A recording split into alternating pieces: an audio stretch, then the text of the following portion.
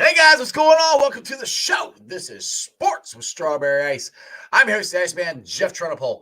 And as always, I bring you sports from a West Side point of view right here in the great city of Cincinnati, Ohio, home of Midwest Best Barbecue. Midwest Best, baby. They got Uno wings. They got G-Funk. They got CTB wings. They got delicious chili. Dude, it is awesome. Go check out Midwest Best. That's right, Midwest Best. If you have not checked it out, I recommend it. Highly recommend it. Go check out the chili they have out there, the ribs. They have those every third Saturday of the month, I think it is. CTB wings, G-Funk, the Uno wings. I think I said that already. The Grippo wings. There's not a bad choice there. My boy Chop loves the macaroni and cheese. I mean, there's not a bad food choice. But if you have not, check it out. It's out there off 275 Ward's Corner Exit. You can see it right there off the highway. What's up to everybody who's watching me on the live stream? Do me a favor, hit the subscription button, hit the thumbs up. What's up? Where I'm on the ZTV Online, YouTube, Facebook, X, Rumble. Also, if you're checking out the podcast, what's going on? If you want to listen to the podcast later, it's on BeanPod, Apple iTunes, Spotify, Google, Stitcher Play, pretty much wherever you get your podcast. Please make sure you rate, like, and review. And as always, I'm coming to you from this glorious place down here. It's the Ice Cave. And the Ice Cave is brought to you by T Properties. T Properties, quality housing for quality people. Check out their website at www.tpropertiesllc.com for all your rental property management needs and your rental needs. And you know it, we hit the jackpot when we drafted Joe Burrow. We're going to be back in the Super Bowl next year. If my computer would work and see, you click the button and it doesn't want to register. It's just driving me nuts. Anyway, we hit the jackpot. We drafted Joe Burrow. We're going to be in the Super Bowl next year. We're going to New Orleans. Make sure you are geared up for the beginning of the season with the Jackpot Joey hats, the hoodies, the shirts, the flags, the koozies, the beer. The beer is at Brink Brewery. It's award-winning and delicious. You can also get it at Kroger. Please check it out. Portions of the proceeds for all of this goes to the Joe Burrow Hunger Relief Fund and the Joe Burrow Foundation. What is up to everybody in the chat? Who's in there first? We got strangers in there first. Lasans, I think I'm saying your name right. What's going on? Brad's in there, and Joe Farfsing. Like, he like wants to be so part of the show that he can't wait to comment or can't wait to be can't be patient until I bring him on. So since he's being impatient, let's just bring him on. Let's get to Joe. What's going on, Joe? I'm senile. I got to put my thoughts down immediately or I'm going to forget about them. What is up, my brother from another mother and father, and we're really not related or anything like that, but long distance cousin, relative, father's cousin's former roommate, which makes us absolutely nothing. Spaceballs. Boom. If you have not watched Spaceballs, go watch Spaceballs. We almost every time we quote it. I love Spaceballs. All right. Dan Pitcher is officially the Bengals offensive coordinator. Like I said, I think we all knew this was going to happen. I think this is a good move. I think it's good to have continuity. Plus, as you like to point out, a new voice, which it is a new voice. He's going to have and Pete, and I'm going to take this from James Rapine. I think you brought a good point up where Dan Pitcher is not Brian Callahan. So the offense is probably going to be a little different. How different? I don't know. Just in case in point, because they asked Dan if he was going to be up in the booth or down on the field. Now, he's been down on the field with Joe, because he's quarterback coach. So that's not even decided yet. So he could be on the field. Maybe that makes a difference. Maybe it doesn't. But, there's going to be some things different about it. So that's where, everybody wants change. I think this is a good enough change where it's going to be a smooth transition, and hopefully the offense is even more efficient. What do you think about it? Yeah, it's going to be not a complete overhaul or anything. They're coming from the same schools of thought. But it's just going to be some added wrinkles. Dan knows what Joe can do, so he's not going to have him run the triple option or anything like that, or try to run Air Force or Navy's offense or anything. But I think he's going to throw in just his own wrinkles to make things his own. To make things a Dan Pitcher offense, whatever that turns out to be. We've yet to find out who the new quarterbacks coach is. No. The prevailing thought is Brad Cragthorpe, who's the assistant quarterback coach, but you never know. I still think there's a possibility of some coaches getting poached by Callahan. Guys just getting promotion. Maybe Troy Walters gets poached and gets pulled up to offensive quarterback. We don't know. There's, these are things that remain to be seen. The position coaches are far from finalized. Right. So that's the thing is we're going to have to mostly worry about Callahan taking some of these guys because, one thing I loved about Callahan's press conference is the emotion he showed when he's talking about not only Zach Taylor, but Mike Brown, Katie, Troy, Elizabeth, all of them in there, of how much he enjoyed that. So, and he wants to bring what we have in Cincinnati. He wants to bring that to Tennessee. So absolutely, he's going to try to get as many of his guys, that he's worked with over the last couple of years to come with him down there. So yeah, I do think there's a chance that we could lose some more guys. I mean, everybody's like, oh, take the O-line coach. I don't think that's going to happen because, I mean, actually, Callahan even said, because they asked about his dad, if he's going to, interview his dad, he's like, well, he's under contract, which is what I've said on here a million times because people keep going, why don't we get Brian or, Callahan from, his dad from Cleveland? I'm like, he's under contract. We can't get him, But yeah, that's why this coaching staff is going to be different. Just in case because Callahan's not going to be here. So for everybody who wants change, you're going to have it. So sometimes change is good, sometimes change is bad, but I think it's going to be pretty seamless, to be honest. We're not getting total. This isn't a completely new coaching staff. The defensive coaching staff is not going anywhere. Obviously, none of them earned a promotion or anything after this past year. You still have Zach Taylor at the head, so it's not as if it's going to be these wholesale changes. So they're going to incorporate some different things, and it might not all work out. I mean, I don't think there's any way the offense is going to regress because the offense was so stop and start this year, but just because of health. Biggest thing, Joe, everybody keeps worrying about the offense. I'm like, dude, the problem I know Joe got hurt, but the problem the whole year was the defense. Yeah, I mean, our offense was so sucky that why in the hell are they hiring our coaches? That's what I keep saying. It was so bad that these guys suck. Because, I mean, Brian Callahan is going to do the same thing that Zach did. Callahan's going to call the plays, and he's got an offense coordinator who helps him with the game plan and everything, but does not call plays. So you're going to do the same thing because you know what? It works. Yeah.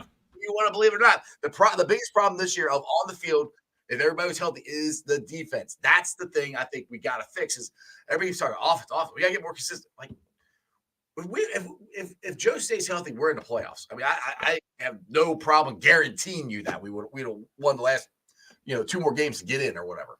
Yeah. I mean, you just look at the games early in the season that the first Baltimore game, that's game that Burrow was not healthy. And they end up losing by 3 points at the end of the game. So, I mean, that's a game. Again, you don't know how things would turn out. I mean, the Bengals still, the Bengals would have still gotten their asses handed to them in Cleveland because it was crappy weather, and Cleveland is good at what the Bengals struggle at. So that's how they burn. And that's the thing too. And I think every AFC North game, Burrow was hurt. Every game, he never played any of them healthy. Correct. He played 25 minutes of healthy. Well, I don't know. He had the wrist wrap. His wrist was being held on with chicken wire and duct tape. All right, Air Full or whatever. Mike Florio is right. Florio. He's a wrist injury truther. Oh my God! Or a 280-pound guy landed on his wrist after he was legitimately fine for weeks, days, months. Right. Dude, that was, and they wouldn't let it go. I'm like, they showed the beat writers. I know James Rapine did. I know Trax did. They put out videos of Joe throwing the ball before the game with doing the weird just a little hand. Whatever that he did, that's just his that usual that's just what he does. He's about to play football and throw the ball out. He's probably got to make sure everything's stretched out and everything. So why does Florio still have a job? Why does anybody even watch him? I mean, they just make crap up. I don't understand. He had it was better before they teamed up with NBC when it was just this independent thing, but now they're so ingrained with NBC they can't extricate him from it because he's now one in this. I don't get it. I don't know. I didn't see his Ronald Betts here. If I can get my mouse to work here. He says T posted a picture of himself at Jacksonville Stadium on Instagram. Of course, people are taking off with it. He's going to get tagged. It's a picture of him in a Bengals uniform at Jacksonville Stadium. I didn't even see it. So it was just a picture from the earlier game, whatever week that was, when the Bengals beat them in overtime. Maybe these guys just trolling you. I know. I enjoy the hell out of it. The Chiefs fans. I'm enjoying the crap out of it. They're like, you're just a sore loser. No, I'm just having fun messing with you guys. And you guys are searching this stuff out. hook, line, sinker. You're taking the bait. It's just goofing around. Yeah, it's so I don't fun. I enjoy it. I enjoy it. Yeah.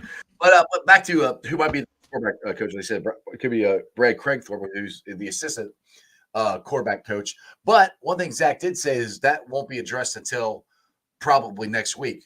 So that tells me, which Dallas Robinson from Pro Football Network was telling me yesterday, that the quarterback coaching job falls under the Rooney Rule, which I didn't know that. Yeah. So you have to interview people outside, which actually is not a bad idea because, like you just said, there might be some guys off the offensive staff that get poached and go to Tennessee. So if he's interviewing more guys, for the quarterback coach, like, hey, maybe you want to be our, if Troy leaves and goes, we need a new wide receivers coach or whatever, or offensive line coach. I know everybody hopes, Yeah. the Napoleon, not Napoleon. What is our offensive line coach name? I can't think of his name. Pollock. Thank you. Pollock leaves, which, I mean, that's what I've said. That's one. If I were going to make a change in the coaching staff, that would be the one I'd probably change. But I, like Zach said, nothing's changing unless they leave. So yeah, that's the thing that'll happen. We have to wait till next week and see what happens, and then we got to get through the freaking AFC Championship game. Can they just not play that? Can they just I don't know, make them both lose and just make the Super Bowl the Sucky Niners and the Lions? Well, or just pick a team that lost last week. I mean, the Bills or the Texans. How about just flip a coin? One of you guys take, because hell with those teams. NFL does like flipping coins. I mean, they've done it. They've done it in the past. Yeah, true. They've got a history with it. They do. It's just honestly, like I said, my and this is not Chiefs hate. I honestly think the Ravens are going to win. The way they're playing, their defense looks so good. And the Chiefs' offensive line is not that good. I mean, I know somebody, was it you? Actually, it might have been you me were saying, yeah, you me were saying that they're still not that good. Their interior of the offensive line is fantastic. Creed Humphrey, Joe Thuney, and Smith, they're fantastic. Isn't Thuney hurt? Something, he was out there. Oh, was he? I thought he was hurt, so he might maybe not play. Maybe, I don't know. Maybe I don't know. It's a team that I hate. I'm not going to pay too much attention to their personnel. That's why I'm like, I heard something. I'm just watching NFL Network. Dan actually did a breakdown of what the Ravens did to the Texans last week and beat the shit out of them. Yeah, but this just how they did the stuff the Bengals would do. They act like somebody's blitzing and he's not. They drop back and the other guy was blitzing, and it was really impressive. I mean, that's where. Hey, don't get me wrong. Patrick Mahomes is, the number one quarterback. I mean, to me, it's Patrick Mahomes, then Joe Burrow. Actually, my heart of hearts is Joe Burrow than Patrick Mahomes, but you got to go by titles. But it's gonna be a big game for Lamar, and just one thing's gonna kill me if Lamar, because I think the Ravens have a shot at winning this whole damn thing. If they do this, the Ravens fans are just going to be obnoxious. I mean, the Chiefs fans are bad. Just wait till the Ravens fans. And they get another ring, and Lamar gets another MVP, and yada yada yada. Oh, it's gonna be. You just said doo doo. Yeah. Mm-hmm. Just putting it out. Yeah, you're right. Yeah, well, I say a lot of weird stuff sometimes. I mean, I honestly think there's a good chance that the Ravens hammered them. I put on my show that you guys. I'm here enough. You guys should know me. You guys should be checking out my damn show. Yeah. I'm looking at my views, and there's not a ton of views on the Bengals show. Go check it out. It's the Bengals show. I'm not here because I like Jeff. I'm here because it's shameless self promotion. Oh, he wants to get his own channel. And, big time. Right. Well, I'm not. That's not big time. Don't give me. I'm not making pennies. No. I picked the Ravens to roll 31-13. Ravens or the Chiefs have been relying on Harrison Butker for half of their offense for the past 2 months. I mean, he's making every single kick great, but you're going to need to score 7 instead of 3 to keep up with the Ravens, and their defense isn't going to let you into the end zone that much. That's the thing with that. That's where I don't think the Chiefs are more of a running team now than they ever have been in the Patrick Mahomes, Andy Reid era, I think. And that was the thing. Leslie, to your point, is they weren't scoring in the red zone. I don't think if they can't have a hard time scoring in the red zone against the Texans, they're going to have an even harder time against the Ratbirds. Yeah. Greg says Cooney's out. Last I saw that he was questionable, and that was on Sunday. I haven't seen an updated injury report. T. Brooks wants to know what's your show, and is it on YouTube? It's Riverfront Cincy is the channel, and it's got all of our shows. We got lots of shows. He says drop a link in the chat. Why don't you do that? I will do that. I'll find that. There you go. See, I'm helping you out here. But yeah, You the man. yeah. But that's where I'm like, I just the way the Ravens, because like honestly, the way the Ravens played, I was surprised because they basically the starters hadn't played in 2 weeks, and as sharp as they looked, I was surprised. I thought I mean, I know it's 10-10 at halftime, but that defense was killing it. You know, they were looking good. It took the offense a little while to get going, I guess, but that was the shocking part to me is how good they look compared to the Texans. Because the Texans looked so good against the Browns, and they looked so bad against the Ravens. It was like two different teams. Yeah, it was amazing of the difference. But that's the thing too is this is the thing is either way that we go here. That's why I put the meme out there. You know, Ravens logo, Chiefs logo, Bengals fan. You know, rock hard place, and Bengals fans in the middle because all right, let's just say the Chiefs win. Then all this talk like, oh, Patrick Mahomes is going to, we're going to win back-to-back Super Bowls, and who says he can't win on the road? And he not only won one playoff game, he won two. I was like, oh. So that's where I'm just like. Just more glazing. Oh, my God, this is just going to – I'm like, can we just get this season over with? And I want to get – I mean, I love summertime, but I'm like, I want to get to September. I'm like, I want to get this over and get the next season started already. I'm like, it's just – it's just going to be – because Chiefs fans – were coming after me last year. I still remember this when we signed Orlando Brown. They all just kind of added me. Oh, he sucked. And I wasn't even saying anything to Chiefs. I was just like, hey, Bengals signed Orlando Brown or whatever I tweeted out. Oh, he's terrible. He sucks. Yada, yada. I'm like, now, of course, you say that. And then one dude was like, their offensive lineman they signed, who was supposed to be their left tackle, and they ended up he sucked so bad they put him in the right tackle. They're like, oh, he's better than Orlando Brown. I said, are you on crack? Like, no, he's not. He wasn't. I mean, Donovan Smith was their left tackle. He had a 61.2 PFF grade, and Jawan Taylor had a 66.2. Their right tackle. Let's see, Jonah Williams was 58, so he was comparable. But we know that Jonah Williams is gone, and Orlando Brown was 66. So they was like he was better than them, and like it's none of them were great. No, but yeah, you guys paid a lot more for a worse. Yes. For worse players. Now, one thing I want to roll back and kind of glaze you over a little bit. I do want to get back to Brian Callahan and the emotion that he showed for leaving Cincinnati, where he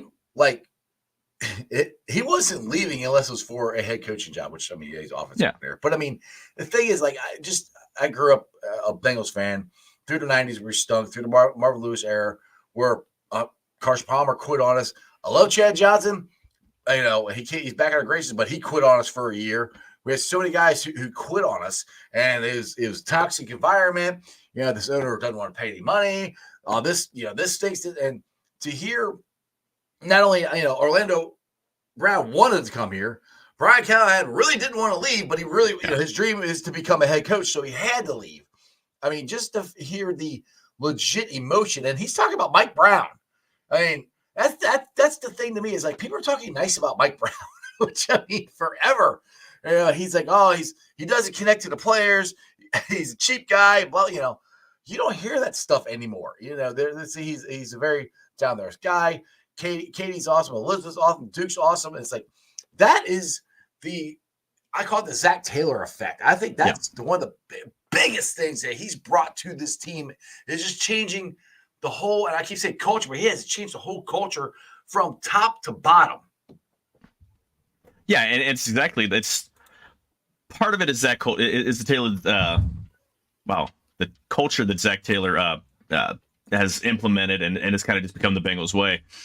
The other part is Mike Brown isn't the guy anymore. No, he's still the guy. He's still the guy whose signature goes on, but he's not involved in the in the absolute day-to-day. I mean, he's not the general manager. He is by title, but Duke Tobin does the player personnel stuff. Right. And Katie does all the contract negotiations. Exactly. So Mike Brown's 88 years old. He's going to be 89 years old before the season starts. Like, And what he doesn't cracks, have the energy to do this crap anymore. what cracks me up is because I posted on my Facebook page and Twitter that Pitch is the new OC, and there's only one person who goes, "Oh, great! There's another Mike Brown.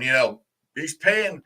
He's going the cheap route, getting the guy, that's already an organization. And I answer back, I'm like, well, they actually paid Pitch more money to stay last year as a quarterback coach. He was offered the offensive coordinator job for the Buccaneers. And, oh, by the way, the guy they hired instead just got promoted to be their head coach. Just got promoted to be head coach of Carolina. Where'd he end up? Carolina, that's right. Yeah, Carolina. Yeah, Carolina. No, he'll be there a year and a half before he gets shit canned because Carolina is just an absolute dumpster fire. I would not want that job. I mean, you get Frank right and give him 1 year. I know it was 1 to 15 or whatever, but dude, you got to give him more than 1 year, I would think. I don't understand what they're trying to do. You need to be able to build something, and it's one thing if you have a track record of success, or you're a franchise that's used to success, used to winning and everything. They're not. No, they're not. I mean, they had they went to the Super Bowl and they've been to an NFC title game, but that's 2 Super Bowls. Oh, that's right. Jake Delhomme took them to 1, 2. Yeah, you're right. They lost to the Patriots, right? That was the nip slip wardrobe malfunction. Yes. And I missed the goddamn thing. I was in the kitchen when that happened. Anyway, I'm still mad at that. Dude, I missed it too. I was sitting there. It was on. I was sitting there at my sister's house. We were sitting there watching the game. I was sitting next to my wife, and we're sitting there talking, and we're not really paying attention. And all of a sudden that happened, and I think my brother goes, was that a nipple? I'm like, where? What? Where? Oh, hi, honey. No, I don't want to see a nipple. I don't want to see a nipple at all. Yeah, Jackson still has it going on, so it's like oh, dude, that was, and then the next day everybody's trying to find it. I'm like, I couldn't find it. I had a whole bunch of my friends like, here, I found it for you. I'm like, oh, okay, cool. It ruined radio because the FCC got their assholes, little buttholes got puckered so tight that they WBN would play songs unedited, like with the original lyrics, and they had to stop doing that because of it, and just went so over the top. It's like it's kind of like YouTube's doing with me on music. You can't play anything at all. They just don't like you. That might be it. I think they are. All right, let's see here, Brad. Do you think Chad Johnson, Ocho? Would be a good assistant coach? No. I heard the news the other day that he's saying he would like to work for the Bengals or Bearcats. Yeah, Chad's just blowing smoke.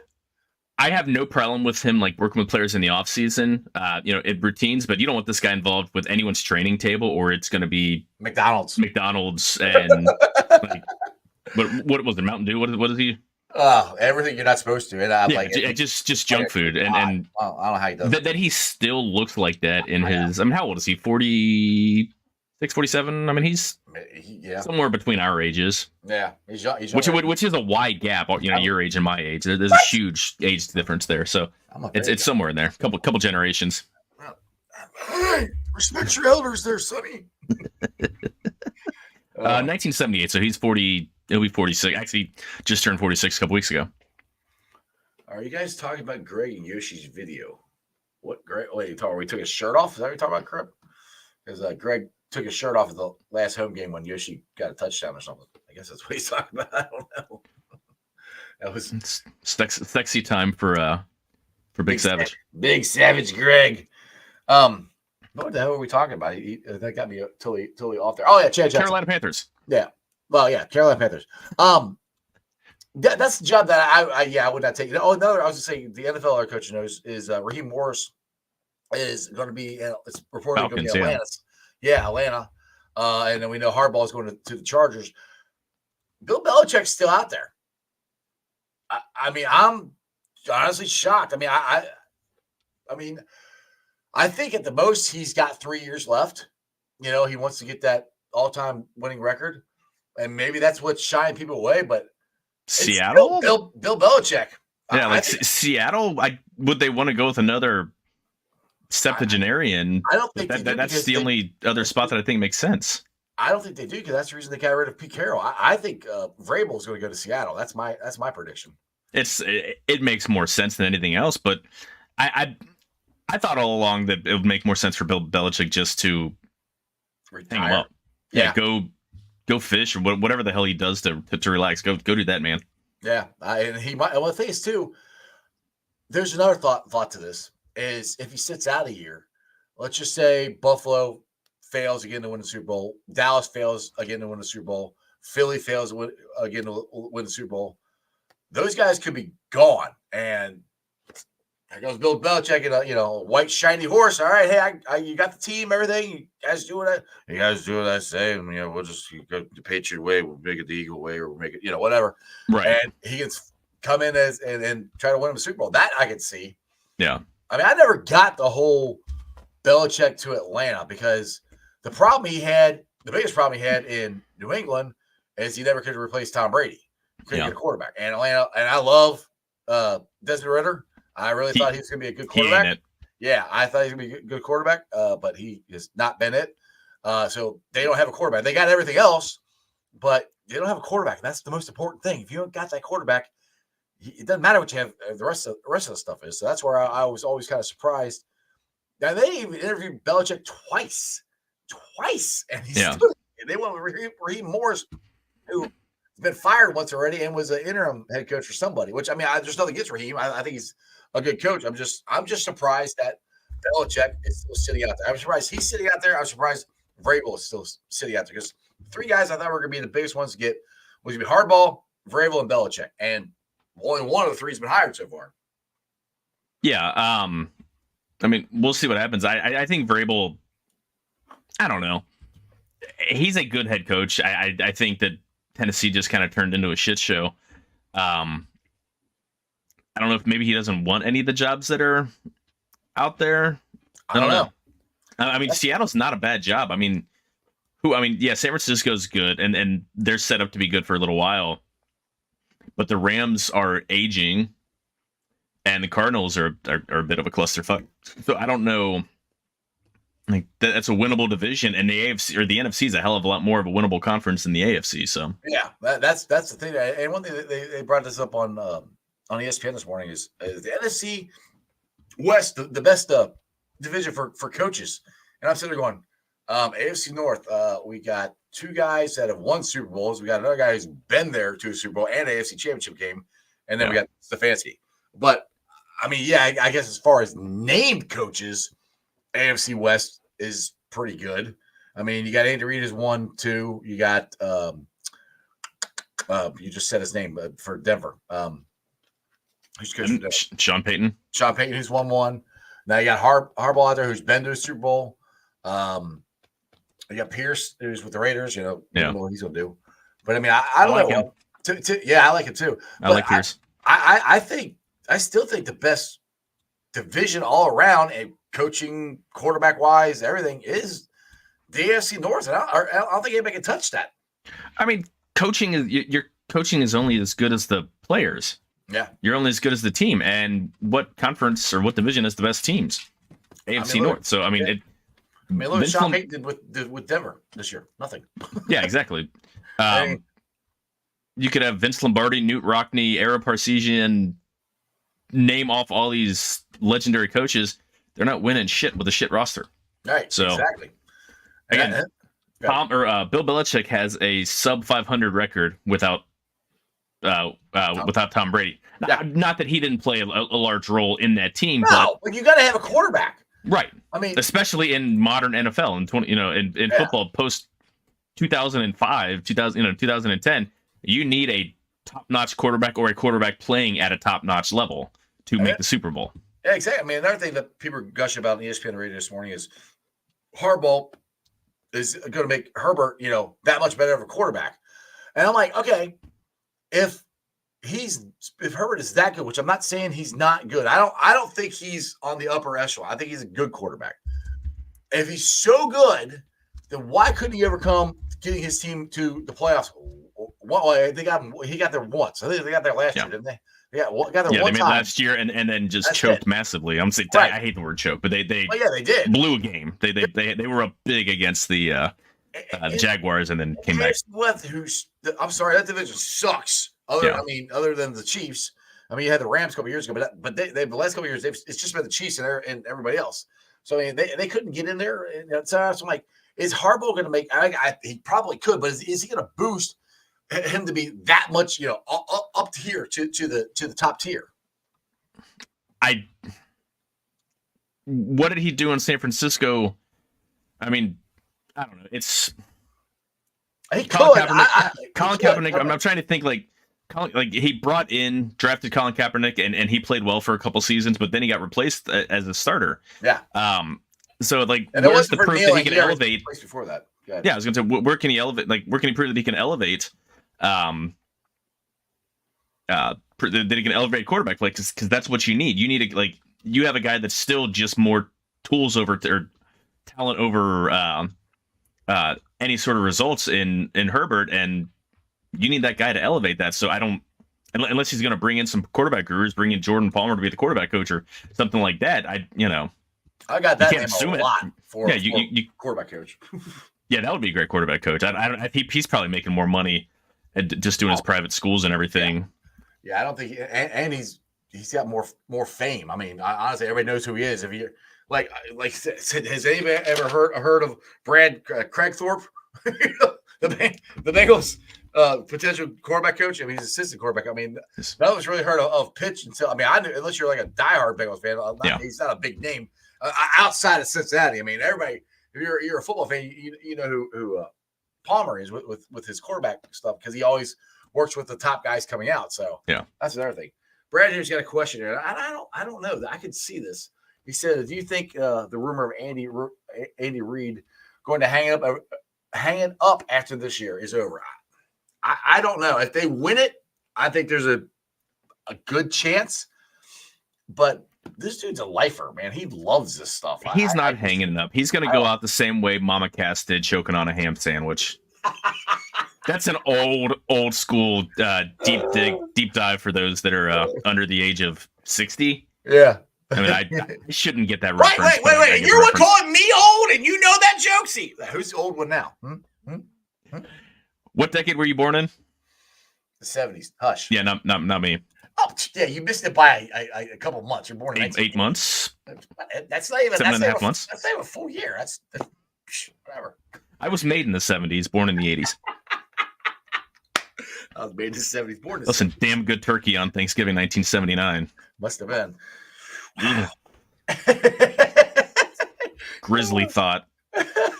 It must have been really cold then too. It was the 70s. They were living in Kenosha, Wisconsin, so it was. Oh, God. It's really fucking cold right on the lake, and so what else are you supposed to do?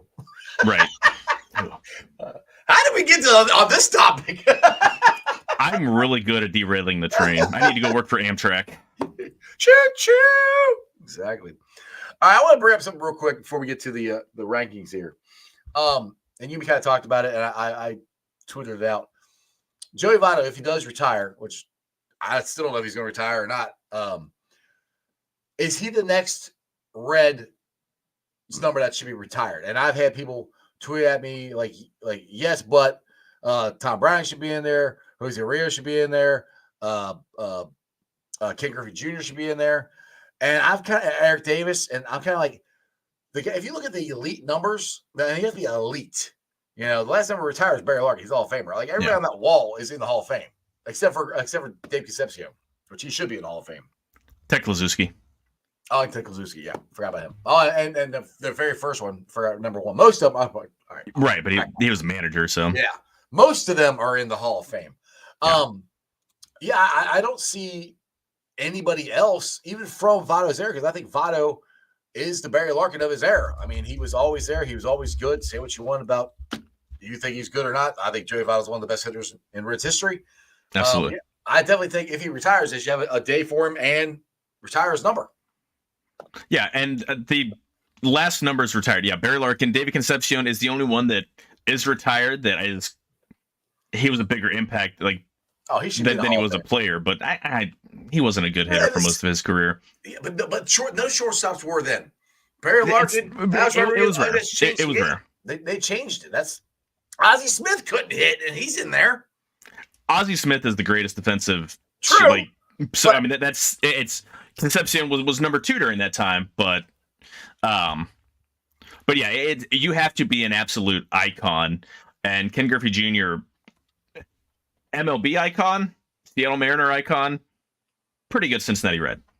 Eric Davis. There's first off, there's 85 guys that have worn number 44. That that is the hallowed number in Reds history. And now we got Eric Davis, Adam Dunn, Ellie De La Cruz, Mike Leake. Charlie Liebrandt. Eric Davis would have stayed healthy. If you go back and look at his stats for his 1987 season, which is his last fully healthy season, to be honest. Yeah, he was unbelievable. He won MVP. He was almost the first 40-40 guy. There was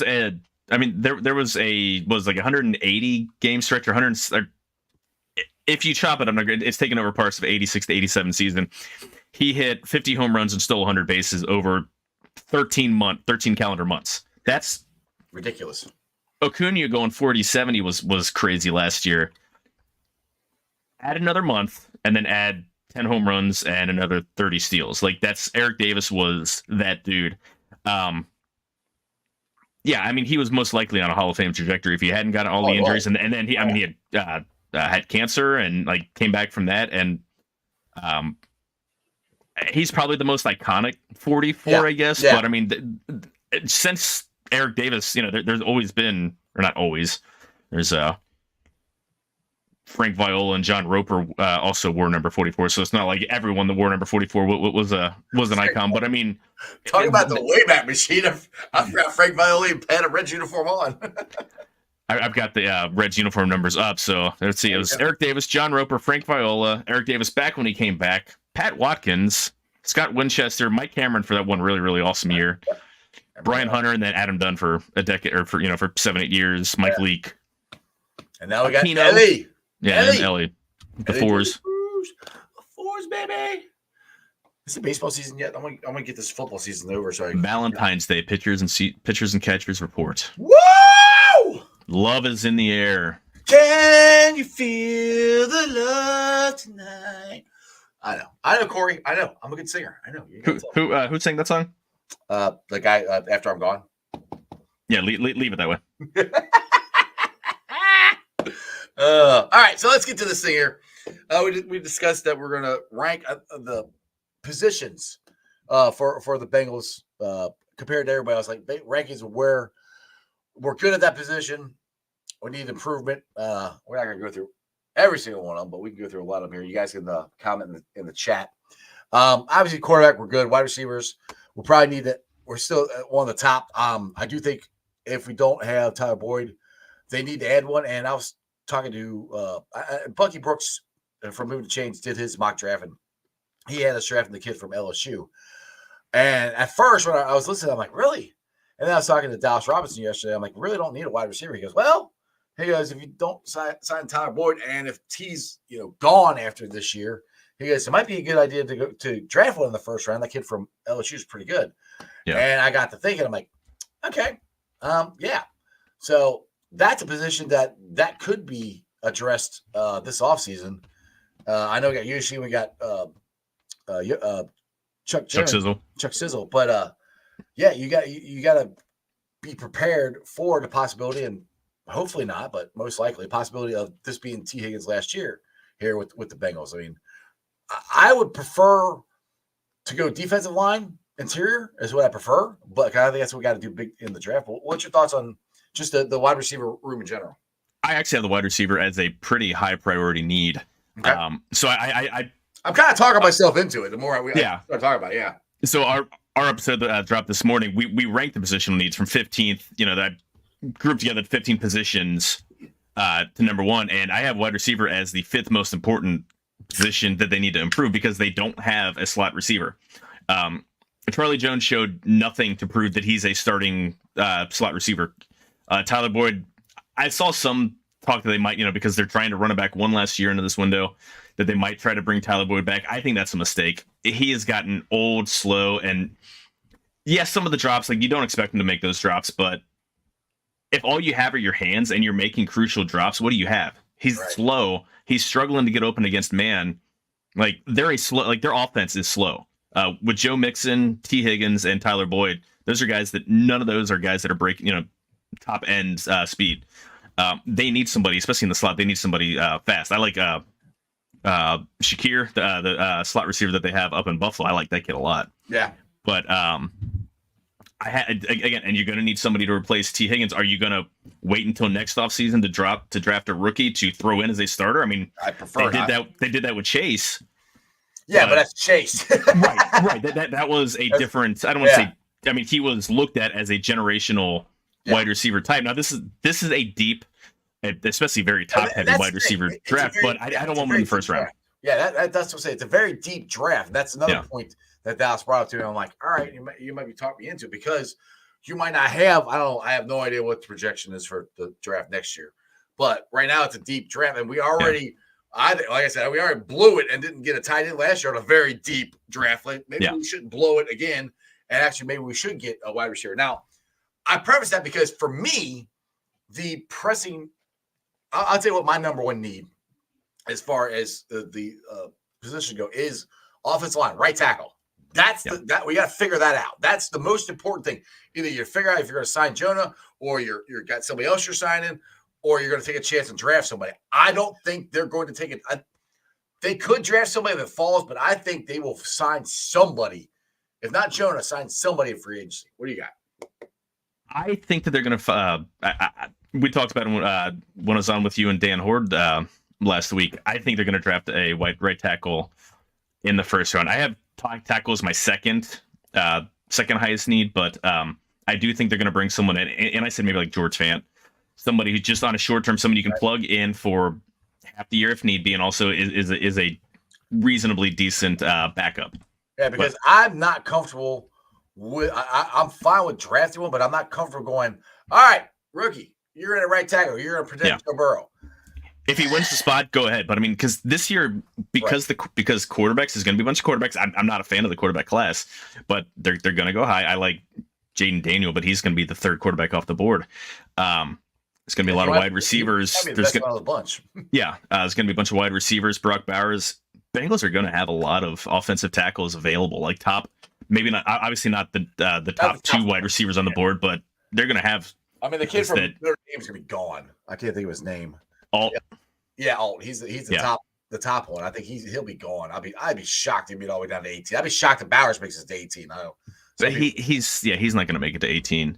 But a tackle that would usually be there around top, somewhere around the 10th pick or 12th pick in the draft. He's going to be someone of that talent is going to be around 18 because of where the surplus value is. Right. So that's where I could totally see them doing this, signing, like you just said, signing a right tackle in the free agency and still drafting one. Because the thing is, they're going to have to, because I think Karras is up next year. Yeah, he is. Kappa's up next year. They both just signed a 3-year deal. So you got that to fix the next year.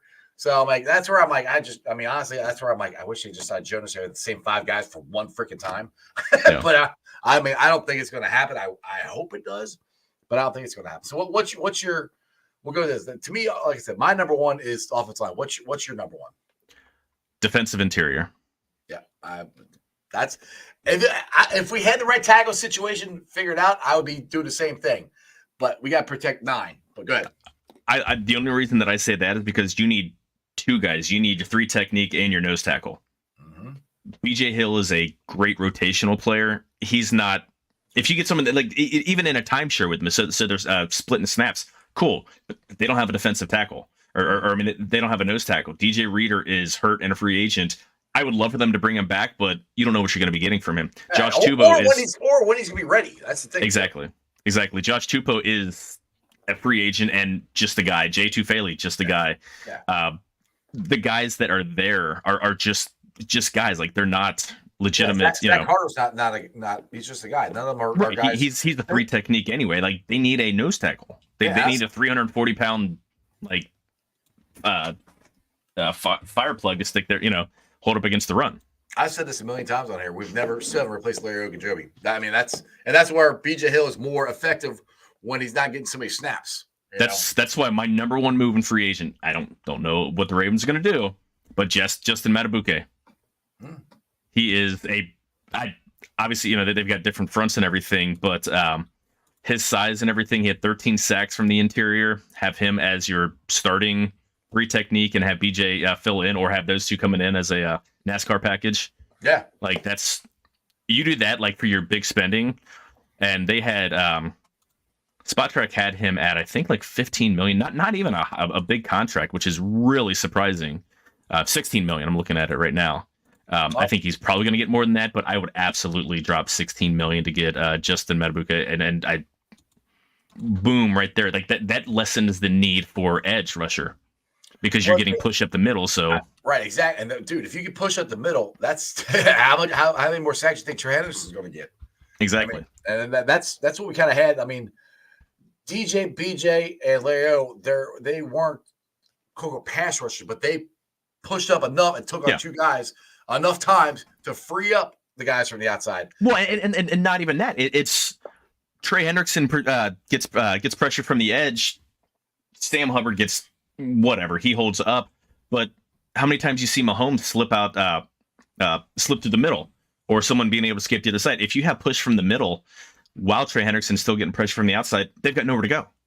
So those pressures are going to transfer into sacks or turnovers because they're going to be rushing and getting rid of the ball instead of being able to sidestep and escape and make a play, outside the pocket. You keep them in the pocket and you bottle them up.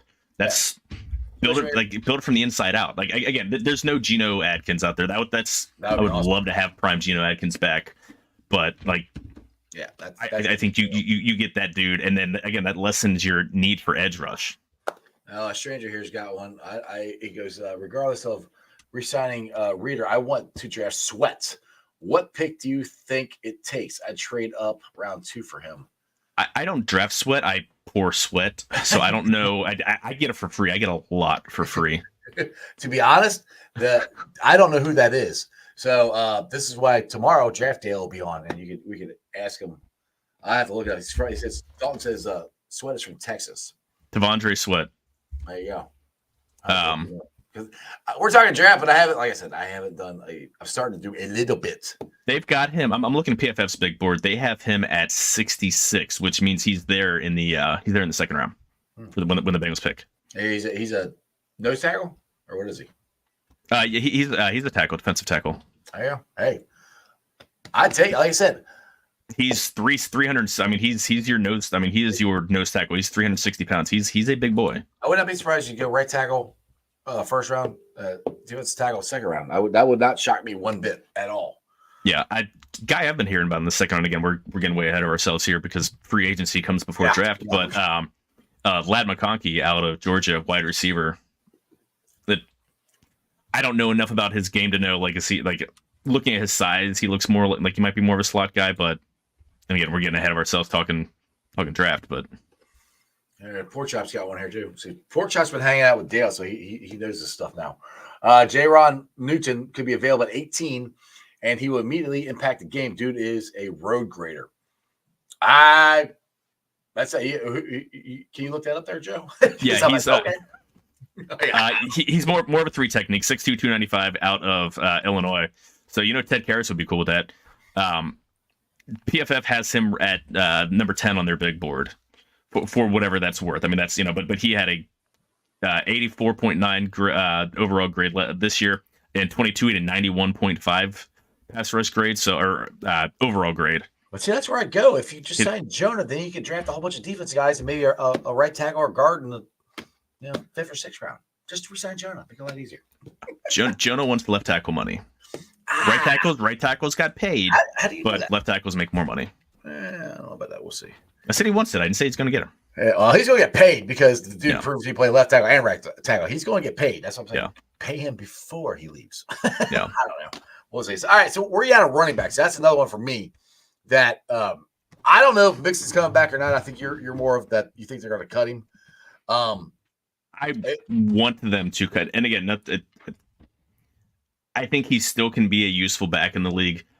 I would just prefer that to be on one of the other 31 franchises. I mean, they might have to, if he wants to stay here, he might have to take another pay cut. Yeah, I mean, it's 5 cap hit like 5 or cap savings of like 5 or 6 million if they were to let him go. I want to see them go after Clyde Edwards-Helaire, pair him with Chase Brown.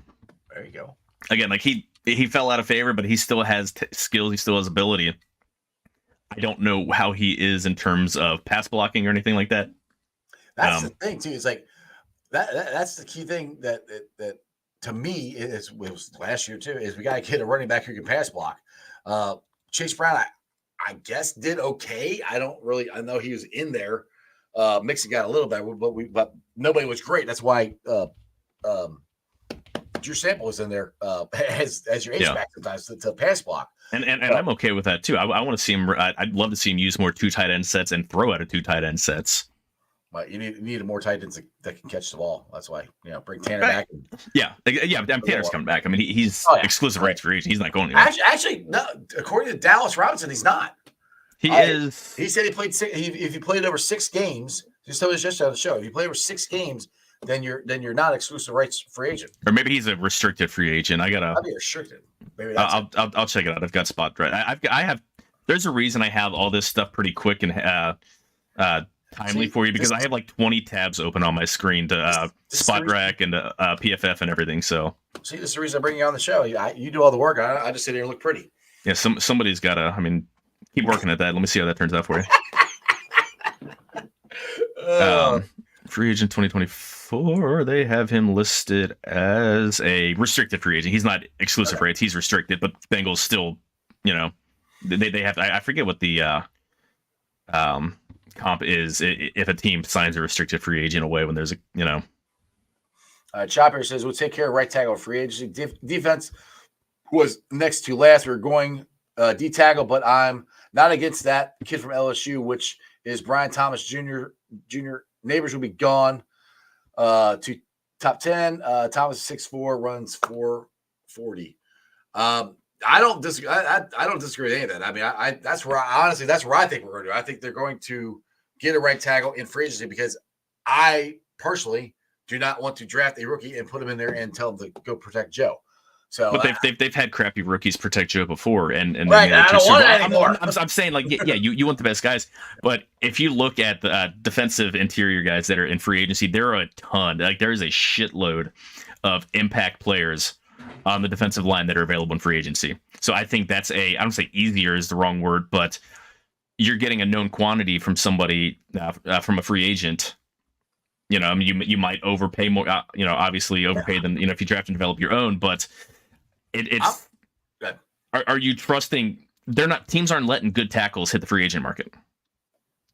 If it is, it's guys like Jonah Williams with question marks, or it's guys that are taking pay cuts. It's to get a top tier tackle, you need to draft one. I mean, Orlando Brown. Those top ones aren't or trade for one. I mean, Orlando Brown was out there. He's not a top tier right tackle. Yeah, he's a solid tackle. And he's being paid as but 4 years in a row. I mean, you and I can make Pro Bowls because everybody opts out. But the point is, like, top of the top, like legitimate franchise tackles, those guys don't hit the market. Like the guys that go are guys that are. I like what Richard Skinner said on the show too this week. Is he would not draft one. He would because it takes so long to develop them.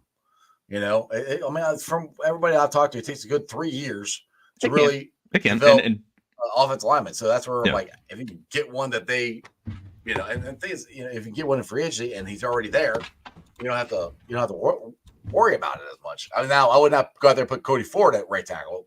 That would not be.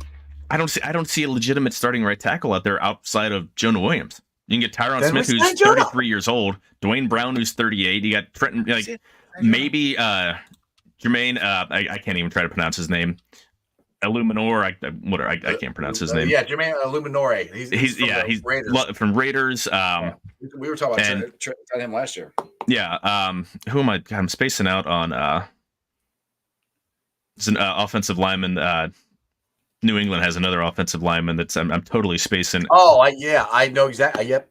I think he's a guard. He's a guard and tackle. Yes. I don't see him. I don't see him as a guard. What is? Why am I spacing out his name? Mike something. He's number 74. I think. Sure. I can see his face or see his jersey. I can see his jersey now. He's 74. Why are you? I'm the one that sings on the show, Joe, not you. God. Move over. Frank Sinatra's coming over. But it'll be interesting to see what they do. I mean, I just keep saying it. Just freaking sign Jonah. Just sign him. Because I mean, like I said, you know what you got with him. Sign him. Then you got because next year you got to work with Kara and Kappa. So I mean, it does the offensive line doesn't it doesn't change. Like we keep having to worry about it every freaking year. So we get somebody at right tackle this year, then you got to worry about Kappa and Karras next year. So, it's rare the Bengals had they had all 5 guys start all 17 games this year. They had Orlando Brown missed a little over half of the game. Yeah, this is the year Joe got hurt. We had all 5 guys starting. Yeah, like what? Mike 𝐍𝐿, that's who it is. Yeah, there you go, Mike 𝐍𝐿. Yeah, you're right, Mike. Totally. Like Mike. Why can I not remember this damn name? Because I get 𝐍𝐿 and Jermaine Illuminor confused. Yes. Illuminati. Yeah, well, that's what we started calling last year, Illuminati. But he's Humidor. Hey, I got one of those right here. Cool. It's off camera. Yeah, it's cool. Good. So you got the Jackpot Joe cigars in it. They're awesome. Cool. All right, man. Been for 56 minutes. We're gonna get the hell out of here because we're gonna go record Riverfront Reds tonight, aren't we? We got some bullpen talk going on. Bullpen talk. That's ranking NL Central bullpens. Ooh, I can't wait. Offseason needs to end, man. We need real shit to talk about. You're telling me, dude. I'll talk whatever. I don't care. Again, I keep a tab open with Bengals or the Reds official roster by uniform number. Like I'll talk about the best players who wore number 57 in Reds history. I don't care. I'll make an hour out of it. Yes, we are that messed up. Mike Lincoln, by the way, is the best Red to wear number 57. I can't think of anyone else who wore that. Freddie Benavides wore 57 when he was a rookie in 1990. Did John Smiley actually? I like John Smiley is the best. Smiley, yeah, he's the best number 57. Yeah, he'd be the best. Yeah. But I was right. Juan Guzman was really good. He was brought Reds traded for him. Isn't that good? I knew Freddie Benavides or bench coat was 57. I mean, come on, I just brought top of my head. Right there, bam. Means you're old. Actually, Johnny Vandermeer wore number 57 for a short time too. No, I did not see the Flying Dutchman double no hit Johnny Vandermeer. No, I did not see him pitch. Thanks for asking, Joe. Were you sick that day? Yes, I was sick that day. Would you go plug something so I can get you the hell out of here? I plugged it already. It's in chat. Riverfront Cincy, youtube.com, Riverfront Cincy.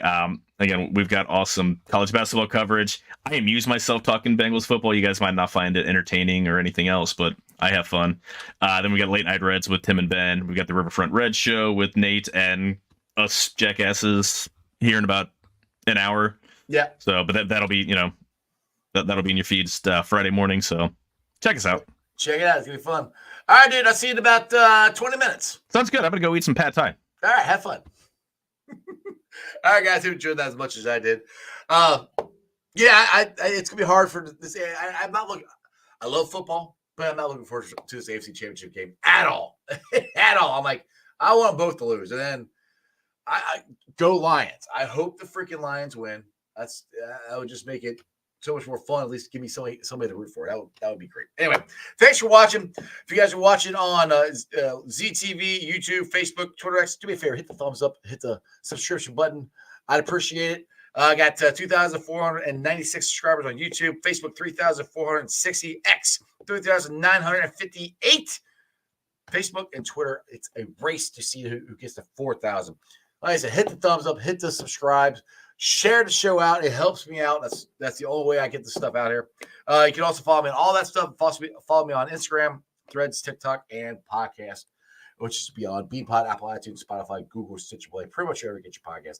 Make sure you come out Saturday if you want to be in the commercial for Midwest Best Barbecue. We'll be out there between 2 and 4 o'clock. And just go out there and eat some delicious wings because they are awesome.